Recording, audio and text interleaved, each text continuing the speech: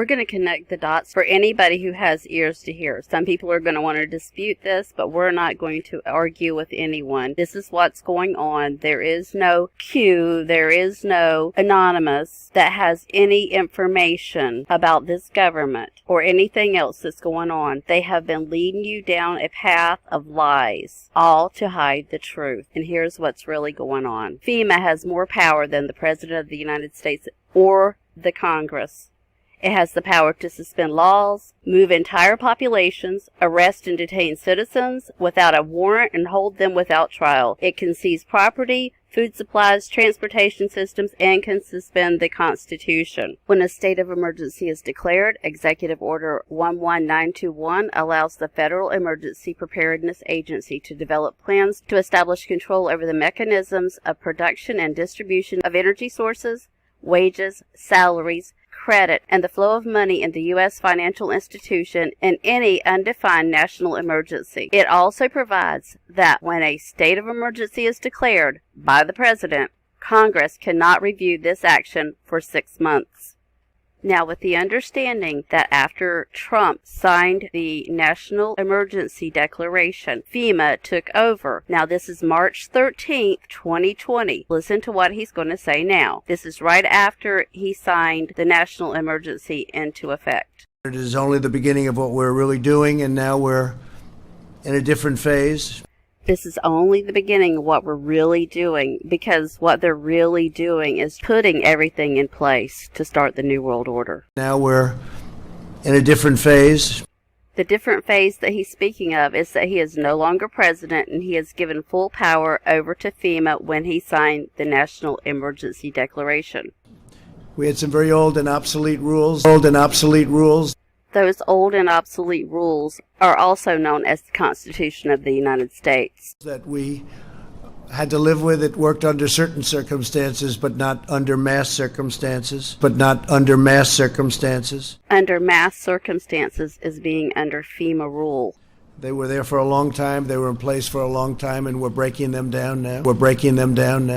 They're definitely breaking them down because the Constitution is suspended. And they're very usable for certain instances, but not for this. Because they can't go forward with their plan with the Constitution, our constitutional rights, still intact. To unleash the full power of the federal government in this effort today, I am officially declaring a national emergency. So he is officially telling us in a coded message that we are now under the rule of FEMA, no longer having a president. Fast forward to March 19th, 2020, in the FEMA National Response Coordination Center. Well, Mr. President, Vice President, thank you for being here. Really appreciate your visit to FEMA. I think your visit really, as you indicated last week, by signing the national emergency, has really empowered FEMA. And he just made the declaration that FEMA is empowered, has really empowered FEMA. Fast forward to April 10th, 2020, in plain words, it's been my great honor to have been their president. Past tense. The American people have been so disciplined. It's been my honor to be their president. I've said it before, I'll say it again, I'll say it always. It's been my great honor to have been their president, and it's been my great honor to have been their president. I have a big decision coming up, and I only hope to God that it's the right decision, but it'll be based on the input from a lot of very talented people, very smart people, and people that love our country. Thank you all very much. Thank you. He actually will not be making any more decisions. This group of people that he says will be helping him make decisions are the ones that are making decisions now, because it is FEMA that is making the decisions. And as you can hear in this live briefing, Trump obviously does not know what's going on, because he said, you should have let us know, when Mike Pompeo said, we're in a live exercise. Pompeo says this is a live exercise.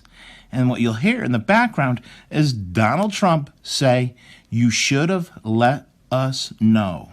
This is not about retribution. this matters going forward. We're in a live exercise here to get this right. We need to make sure that we're in a live exercise here to get this right. We're in a live exercise here to get this right. We're in a live exercise here to get this right. Does he sound like a man that's in control of anything anymore? He just looks like he has just lost his best friend in all of these videos that we're seeing now ever since he signed the National Emergency Declaration. I'm sure most of us thought that FEMA was created to help people in disasters. But here's the truth about FEMA. FEMA was created in a series of executive orders. A presidential executive order, whether constitutional or not, becomes law simply by its publication in the Federal Registry. Congress is bypassed. Executive Order 12148 created the Federal Emergency Management Agency that is to interface with the Department of Defense for civil defense planning and funding. An emergency czar was appointed. Executive Order 12656 appointed the National Security Council as the principal body that should consider emergency powers. This allows the government to increase domestic intelligence and surveillance of U.S. citizens and would restrict the freedom of movement within the United States and grant the government the right to isolate large groups of civilians. That's where we're at right now, people. We are all being told what to do, where we can and can't go. The National Guard could be federalized to seal all borders and take control of U.S. airspace and all ports of entry. Executive Order 10990 allows the government to take over all modes of transportation and control of highways and seaports. Executive Order 10995 allows the government to seize and control the communications media. Executive Order 10997 allows the government to take over all electrical power, gas, petroleum, fuels, and minerals. Executive Order 10998 allows the government to take over all food resources and farms. Executive Order 11000 allows the government to mobilize civilians into work brigades under government supervision. Executive Order 11001 allows the government to take over all health, education, and welfare functions. Executive Order 11002 designates the Postmaster General to operate a national registration of all persons. That's where your census comes in. Executive Order 11003 allows the government to take over all airports and aircraft, including commercial aircraft. Executive Order 11004 allows the Housing and Finance Authority to relocate communities, build new housing with public funds, designate areas to be abandoned, and establish new locations for populations. Executive Order 11005 allows the government to take over railroads, inland waterways, and public storage facilities. Executive Order 11051 specifies the responsibility of the Office of Emergency Planning and gives authorization to put all executive orders into effect in times of increased international tensions and economic or financial crisis.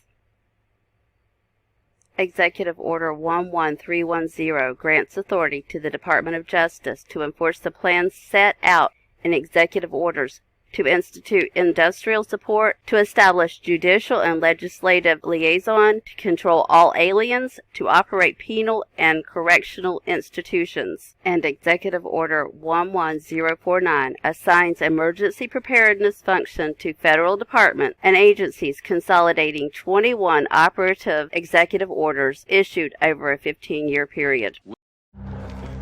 You all look great. The end of the Republic has never looked better. Folks, there is a new world order that's being created. When our founders declared a new order of the ages, they were acting on an ancient hope that is meant to be fulfilled.